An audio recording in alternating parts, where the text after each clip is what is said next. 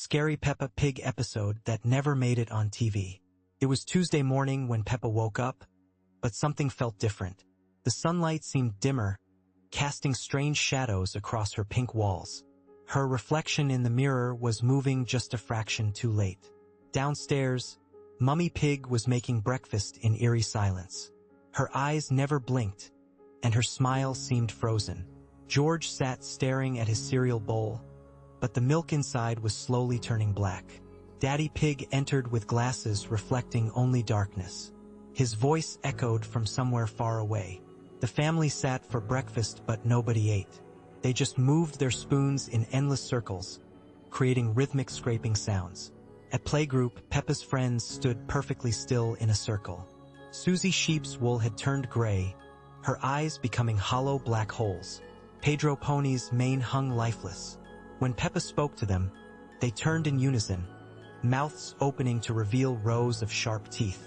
The playground equipment moved on its own. Swings swayed with no one on them, creaking haunting melodies. The slides stretched impossibly long into a dark tunnel. The seesaw rocked faster and faster. Madame Gazelle stood with antlers grown into twisted branches scraping the ceiling. When she opened her mouth to sing, only low growls emerged. Children's drawings on the wall transformed into dark, twisted images. Peppa realized she was the only normal one. Everyone else moved like puppets on invisible strings. The sky had turned sickly green, clouds forming grinning faces. The school bell rang with deep, ominous tolls. Her friends walked toward her with jerky movements. Their eyes had turned completely black, speaking in unison with voices not their own. Peppa tried to run, but hallways became a maze. Every door led to the same classroom where Madame Gazelle waited with her twisted smile. Walls closed in, floors tilted impossibly. Finally, Peppa found herself home, but everything was wrong. Furniture in same places but slightly off.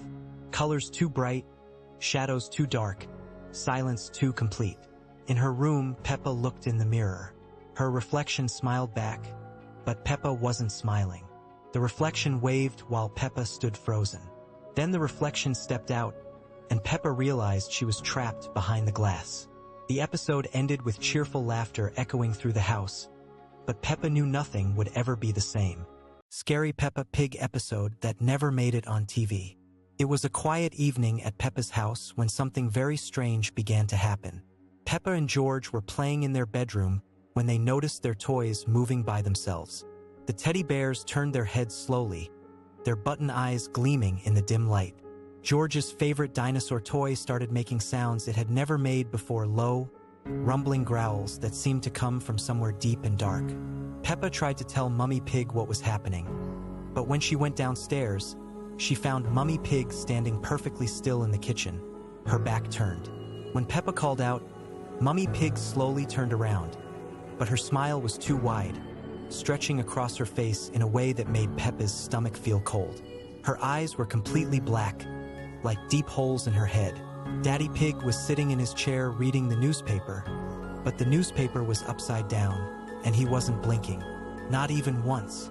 When Peppa spoke to him, he just kept reading, his lips moving silently as if he was whispering secrets to himself.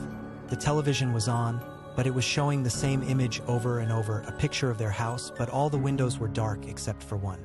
In that window, a shadow was watching. George started crying, but his tears were black, and when they hit the floor, they made a sizzling sound. The house began to feel different, like it was breathing. The walls seemed to pulse gently, and the floorboards creaked in a rhythm that sounded almost like a heartbeat. All the family photos on the walls had changed in every picture. There was an extra figure standing behind the family, a dark shape that shouldn't have been there. The grandfather clock in the hallway started chiming, but it chimed 13 times instead of 12. With each chime, the lights in the house grew dimmer. Peppa grabbed George's hand and they ran upstairs, but the stairs seemed to go on forever, stretching higher and higher. Behind them, they could hear Mummy and Daddy Pig laughing, but it wasn't their normal laugh. It was hollow and echoing, like it was coming from very far away. When they finally reached their bedroom, they found that all their toys had arranged themselves in a perfect circle on the floor. In the center of the circle was a music box that had never been there before. It was playing a lullaby, but the melody was wrong, twisted and sad. The toys were all facing inward, toward the music box, as if they were watching it very carefully. Peppa and George hugged each other tightly as the music box slowly wound down. When the music finally stopped, everything went completely silent. Then, one by one, all the toys turned to look at them with eyes that glowed softly in the darkness, and they all began to smile the same too-wide smile that Mummy Pig had worn downstairs.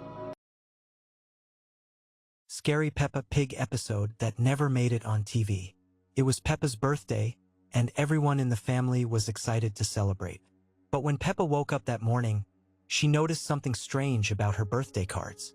Each one showed the same date, but the year kept changing backwards. First it was last year, then 2 years ago, then 5 years ago, as if time itself was moving in reverse. Downstairs, the birthday decorations were already up, but they looked faded and old, as if they had been hanging there for decades. The balloons were deflated and gray, and the streamers hung limply from the ceiling like cobwebs. Mummy Pig was in the kitchen preparing the birthday cake, but when Peppa looked closer, she saw that the candles were already melted down to nothing. "Happy birthday, Peppa," said Daddy Pig, but his voice sounded distant and echoing, as if he was speaking from very far away. When Peppa turned to look at him, she noticed that he appeared slightly transparent, like a ghost. George was sitting at the table, but he wasn't moving at all, just staring ahead with a blank expression. The birthday party guests began to arrive, but something was terribly wrong with each of them. Susie Sheep came first, but her wool was completely white, and she moved in slow motion. Pedro Pony arrived next, but he was walking backwards, as if the film of his life was being played in reverse. When it came time to blow out the candles, Peppa discovered that no matter how hard she tried, she couldn't make them go out. Instead, the flames grew bigger and bigger, casting strange shadows on the walls that moved independently of the people in the room. The shadows seemed to be acting out a different party entirely, one where everyone was crying instead of celebrating. As the party continued, Peppa realized that her friends were repeating the same conversations over and over again. "Happy birthday, Peppa," they would say, then pause for exactly 10 seconds, then say it again. Their movements became more and more mechanical, like wind-up toys that were slowly running down. The birthday cake was brought out, but when Peppa looked at it closely, she saw that it was covered in dust and the frosting had turned gray. When Peppa tried to cut the cake, the knife went right through it as if it wasn't really there. The cake was just an illusion, a memory of birthdays past. The guests began to leave one by one, but instead of walking out the door, they simply faded away like morning mist.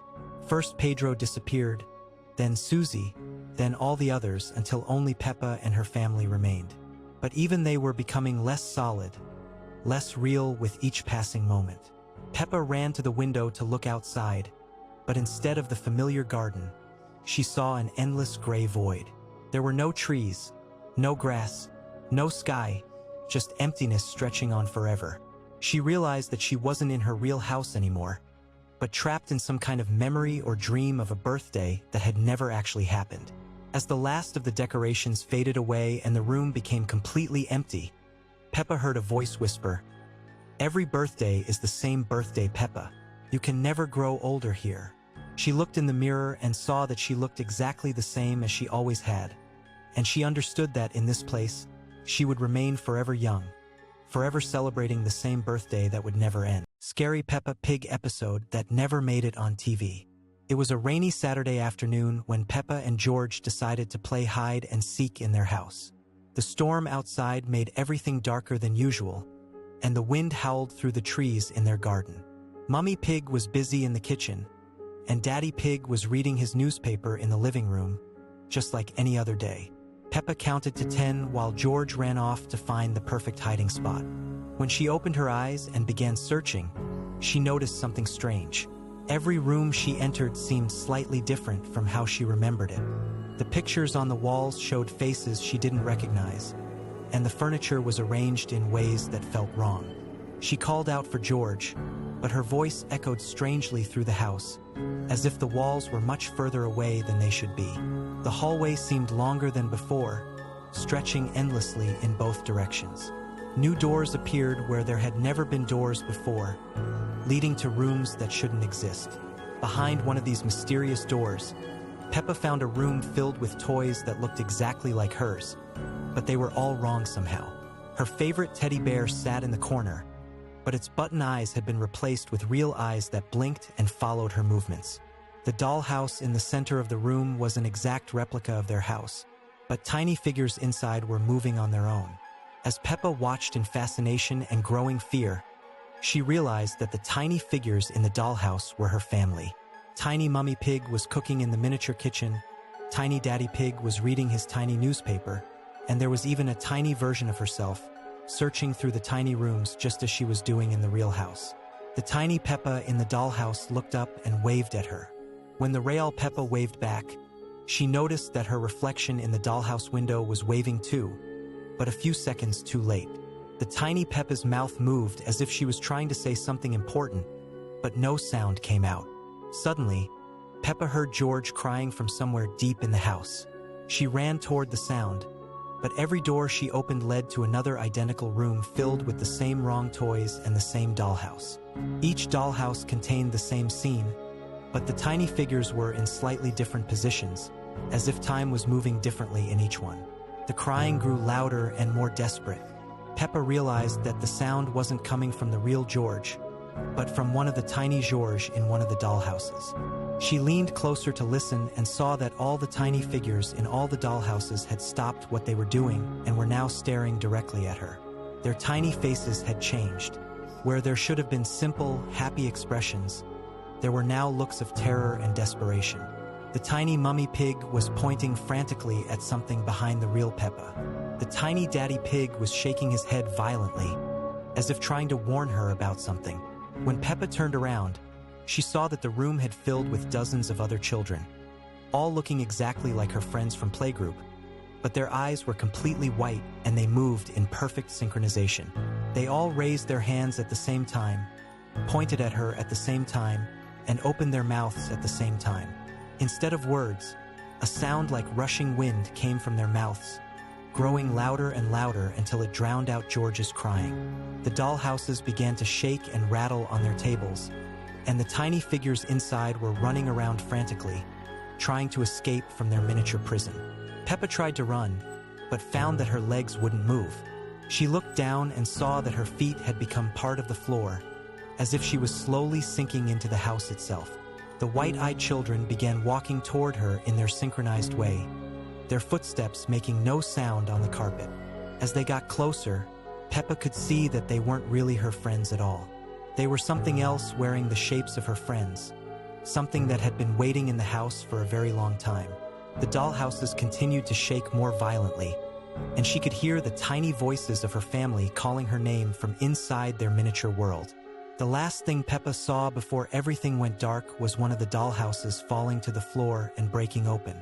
The tiny figures of her family spilled out and began running toward her, but they were no bigger than her thumb, and the white-eyed children were stepping on them as they advanced, crushing the tiny voices one by one until there was only silence.